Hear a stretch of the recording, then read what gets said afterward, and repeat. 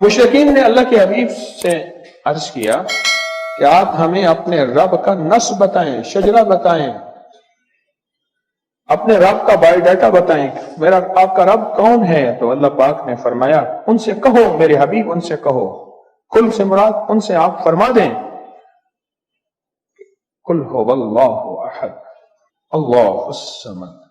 जब बंदा पढ़ते ना अल्लाहुस समद, गौर से सुनिएगा, कुल हुवल्लाहु अहद अहद अहद अल्लाह समद। जब बंदा पढ़ता ना अल्लाह समद, जो समद है, समद स्वाद मीम और दाल, जब बंदा पढ़ता ना अल्लाह समद, तीन फरिश्ते फौरन उसी की तरफ मुतवज्जे होते हैं, और अगर चौथा आना चाहता है तो उसको कहते हैं अभी तेरा वक्त नहीं, तेरी जरूरत नहीं, चौथा इजराइल। ये जो लफ्ज समद है, ये उम्र बढ़ाता है, ये वक्त बढ़ाता है, ये दौलत बढ़ाता है, ये इज्जत बढ़ाता है, ये ताकत और शऊर बढ़ाता है, ये एहसास और इदराक बढ़ाता है, ये जिंदगी के दिन रात की रोशनियां बढ़ाता है और किरणें बढ़ाता है। कौन सा लफ्ज? समद। ये समद वो लफ्ज है जो जिंदगी के दिन रात बढ़ाता है, बरकतों के दरवाजे खोलता है, फैज और करम के दरवाजे खोलता है। ये लफ्ज, ये वो लफ्ज है। तीन फरिश्ते, जिब्राइल, मीकाइल, इसराफील, बड़े फरिश्ते, ये तीन फरिश्ते जब समद पढ़ता है अल्लाह समद, अल्लाह समद को भेज दे, अल्लाह समद, अल्लाह समद को भेज दे। समद से मुराद वो तीन फरिश्ते जिब्राइल, मीकाइल और इसराफील, अल्लाह समद को भेज दे। वो तीनों फरिश्ते आके कहते हैं मेरे रब की मोहब्बतों में से मोहब्बत चाहता है, दौलतों में से दौलतें चाहता है, ताजों में से ताज चाहता है, इक्तदारों में से इक्तदार चाहता है, शान शौकत में से शान शौकत चाहता है, मुल्क माल चाहता है, सेहत हुकूमत चाहता है, इक्तदार रहमत चाहता है। बोल चाहता क्या है? अगर चाहते हैं कि कोई ऐसा अमल हो जो रोंगटे खड़े कर देने वाला अमल हो, रोंगटे खड़े कर देने वाला अमल हो, रोंगटे खड़े कर देने वाला अमल हो, अगर आप चाहते हैं कोई ऐसा अमल हो तो एक बार सूरत इखलास को अल्लाह पढ़े, सिर्फ एक बार, सिर्फ एक बार सूरत इखलास पढ़े, सिर्फ एक बार।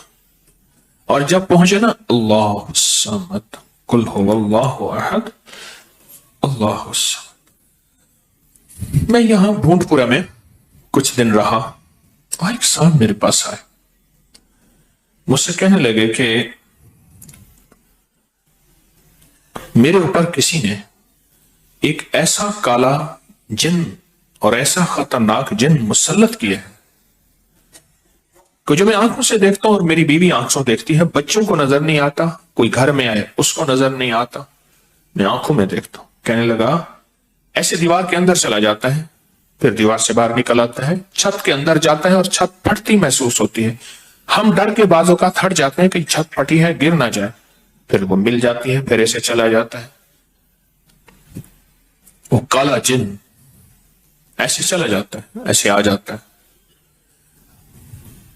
कहा कि उसे किसी ने हमारे ऊपर मुसल्लत किया है, मुसल्लत किया है। उनके कुछ मसाइल थे, कोई आपस में मुसल्लत किए, और कहा कि वो जिन ऐसा है हमें इबादत नहीं करने देता, तस्बीह नहीं करने देता, वजीफे नहीं करने देता, अमाल नहीं करने देता, हमारा मुंह बंद करता है। मुझे आज भी उस बंदे के अल्फाज याद हैं।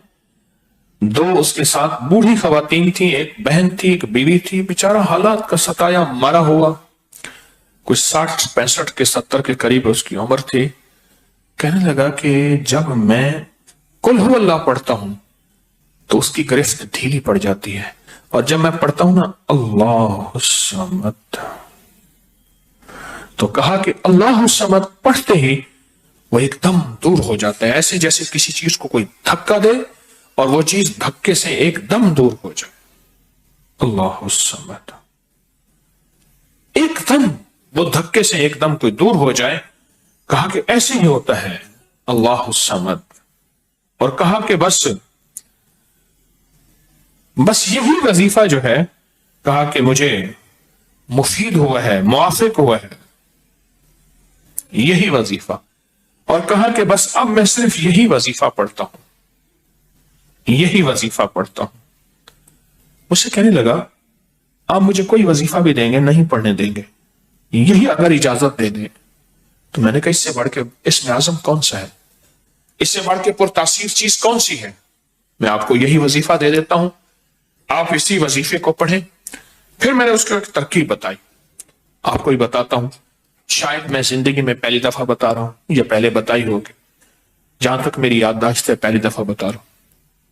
یہ نہیں کہ چھپاتا ہوں، دعویٰ تو پھر بھی نہیں کر سکتا، بھول جاتا ہوں پھر یاد آتی ہے بازو کا۔ اب وہ چیز آپ کو عرض کر رہا ہوں، میں نے اسے کہا صرف ایک دفعہ سورۃ اخلاص پڑھ، اول آخر 3 دفعہ درود شریف۔ رونگٹے کھڑے کر دینے والا عمل، اس کا نام جو میں نے سال سے رکھا ہے، رونگٹے کھڑے کر دینے والا عمل۔ حدیث میں آتا ہے، مفہوم ہے کہ جب بندے کی اضطراری کیفیت ہوتی ہے، بے چین، بے قرار، پریشان ہوتا ہے، مضطر، اس وقت عرش الہی ایک دم میں حرکت میں آتا ہے، رحمت متوجہ ہوتی ہے اور اللہ کا عرش ہل جاتا ہے۔ رونگٹے کھڑے کر دینے والا عمل، ایسا عمل جس میں انسان جو ہے بس ایک پل میں ایسے بے چین، بے قرار ہو۔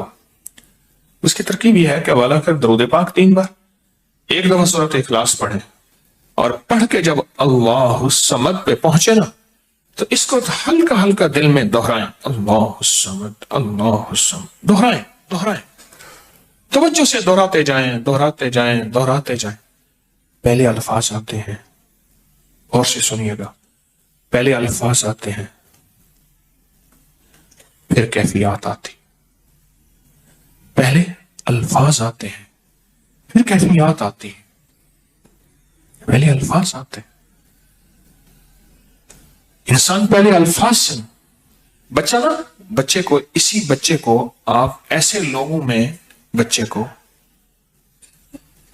لوگوں کے ساتھ پلنے کے لیے جو بول نہیں سکتے، بچہ کبھی نہیں بولے گا، وہ کہاں کرے گا، بول نہیں سکے گا، کیونکہ بچہ الفاظ چنتا ہے، پھر وہ الفاظ بولتا ہے۔ پہلے الفاظ ہوتے ہیں۔ کسی نے پوچھا حضرت میرا دل ذکر نہیں کرتا، بس زبان سے کرتا ہوں۔ کہا مبارک ہو، اللہ نے جسم کے ایک حصے زبان کو قبول کر لیا ہے، اس کو نہ چھوڑنا، ایک وقت آئے گا دل بھی قبول ہو جائے گا، ایک وقت آئے گا دل بھی قبول ہو جائے گا۔ اس زبان والے ذکر کو نہ چھوڑنا، ایک وقت آئے گا دل بھی قبول ہو جائے گا۔ اس کو نہ چھوڑنا، حقیقت کہہ رہا ہوں۔ میں نے اسے کہا کہ ایک ایسا کام کر، تنہائی میں بیٹھ، اور تنہائی میں بیٹھ کے نا بس صرف تو ہو، اللہ ہو اور بندہ ہو، تنہائی میں بیٹھ، اور تنہائی میں بیٹھ کر آپ نے ذکر کرنا، تنہائی میں بیٹھ کر آپ نے ذکر کرنا، تنہائی میں بیٹھ کے، اور اللہ الصمد کی ضربیں لگانی ہے دل پہ۔ پڑھنی صرف ایک دفعہ سورۃ اخلاص ہے، اور جب دیکھیں نا رونگٹے کھڑے ہو گئے ہیں اور انگ میں سے آنسو بہنا شروع ہوئے ہیں، آنسوں سے اور دل سے اور کیفیات سے، ہر جسم کا حصہ اللہ کی طرف متوجہ ہو گیا ہے، ہر دل کا حصہ، ہر جسم کا حصہ، ہر رگ اللہ کی طرف متوجہ ہو گئی ہے۔ تو پھر اللہ کے ساتھ تعلق بنا اور اپنی مراد، اپنی آس، اپنی امید اللہ کے سامنے پیش کر، اپنی مراد، اپنی آس، اپنی امید اللہ کے سامنے پیش کر، اور اللہ الصمد کو دوہرا۔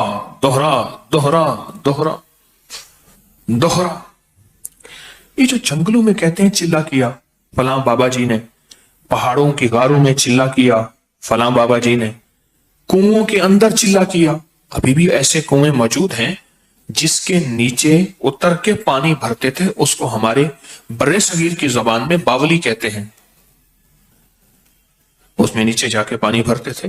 میں نے بخارا کے اندر دیکھا اور کئی جگہ دیکھا، ٹھٹھا میں بھی ابھی وہ ہیں، ٹھٹھا میں لیکن خشک ہو چکے ہیں، نیچے جا کے پانی بھرنا، ان کنووں کی گہرائیوں میں جا کے، تنہائیوں میں بیٹھ کے، خشک کنووں میں اللہ الصمد اور ذکر، اس کی وجہ اندر تنہائیوں میں۔ یا پھر کیا کیا؟ کہا کہ روئی کا تھوڑا سا گیلا کر اور پیسی ہوئی کالی مرچیں اس میں ملا اور کانوں میں ڈال کہ کوئی آواز کانوں تک نہ پہنچے۔ میری اماں رحمت اللہ علیہ کے پاس طوطا تھا، تو اس طوطے کو کلمہ پڑھاتی تھی، رات کو پڑھا پڑھا کے نا اس کے کانوں پہ موم لگا دیتی تھی، میں نے خود دیکھا، کانوں پہ موم لگا دیتی تھی کہ ساری رات اس کے کانوں میں اور کوئی آواز نہ جائے،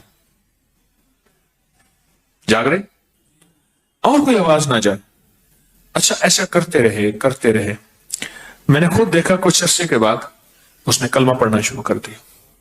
ایسے ہی ہم اگر مشق کر لیں، جانور کی مشق ہو جائے تو اس کو کلمہ زبان پہ آ جاتا ہے۔ اگر ہم کبھی بھی کسی جنگل ویرانے میں، کبھی گھر کی تنہائیوں میں، کبھی کہیں بھی ایک دفعہ سورۃ قل ہو اللہ پڑھیں اور ایک دفعہ سورۃ اخلاص پڑھیں اور ایک دفعہ سورۃ اخلاص پڑھیں، لیکن اللہ الصمد کو بہت زیادہ دہرائیں، اصل میں اللہ میں نقطہ نہیں، صمد میں نقطہ نہیں، یہ حروف صوامت ہیں، یہ بے نقطہ حروف ہیں، اور ان بے نقطہ حروف میں بہت طاقت بھی ہے، بہت تاثیر بھی ہے، بہت کمال بھی ہے۔ اللہم اغفر لی ولوالدی وللمؤمنین والمؤمنات والمسلمین والمسلمات۔ آپ اس وظیفے کو اٹھائیں، اس میں ذرا چنیں کہ بے نقطہ حروف کتنے ہیں۔ آپ کو حیرت ہوگی، اور آپ کو حیرت ہوگی کہ اچھا یہ کیا ہے۔ جو طبیب کامل ہو جاتا ہے نا، یاد رکھیے گا، جو حکیم پختہ کار ہو جاتا ہے، جو ڈاکٹر پختہ ہو جاتا ہے، وہ کسی کا نسخہ دیکھتے ہی نا ایک پل میں دوائیں دیکھتا ہے اور دوائیں پڑھتا ہے، کہتا ہے بس اس میں تھوڑی سی تبدیلی کر دیں باقی ٹھیک ہے، یا کہتے ہیں نہیں تبدیل نہ کریں یہی ٹھیک ہے۔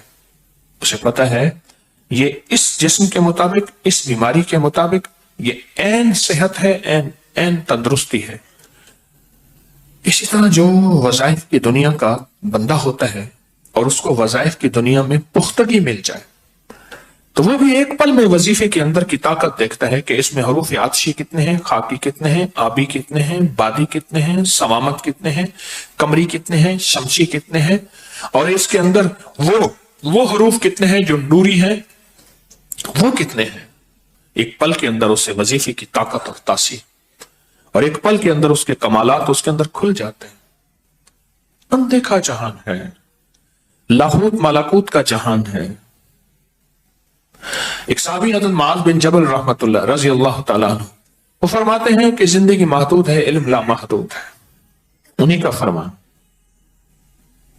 شاید انہی کا فرمان ہے کہ زندگی محدود ہے، علم لا محدود ہے۔ تو جو علم لا محدود ہے اس کو ہم اپنی عقل سے سمجھنے کی کوشش کریں، اپنے شعور سے سمجھنے کی کوشش کریں، اپنے احساس اور ادراک سے سمجھنے کی کوشش کریں تو نہیں سمجھ سکتے۔ علم ہے لا محدود، اس کی حد نہیں ہے۔ کبھی اگر آپ رونگٹے کھڑے کر دینے والے عمل کو چاہیں نا تو بیٹھ کے اس کی مشق کر لیں، دوسری یا تیسری مشق کے اندر آپ کو توجہات مل جائیں گی، ایک پل میں وجدان مل جائے، آپ حیران ہوں گے یہ کیا ہوا، اتنا جلد مجھے توجہ مل گئی، ساری عمر میں بڑی بڑی دعائیں مانگتا رہا، کبھی توجہ نہ ملی، کبھی کیا نہ ملی، توجہ نہ ملی، اور پل کے اندر اتنی مجھے توجہ مل گئی، اب حیران ہو جائیں گے۔ اللہ الصمد، جب اس کو انسان وجدان سے اور پورے درد سے اور پورے غم سے اور پورے درد سے بندہ اس کو دہراتا ہے، اس کو دہراتا ہے، اس کے اندر جتنے بھی حروف ہیں وہ سارے وہ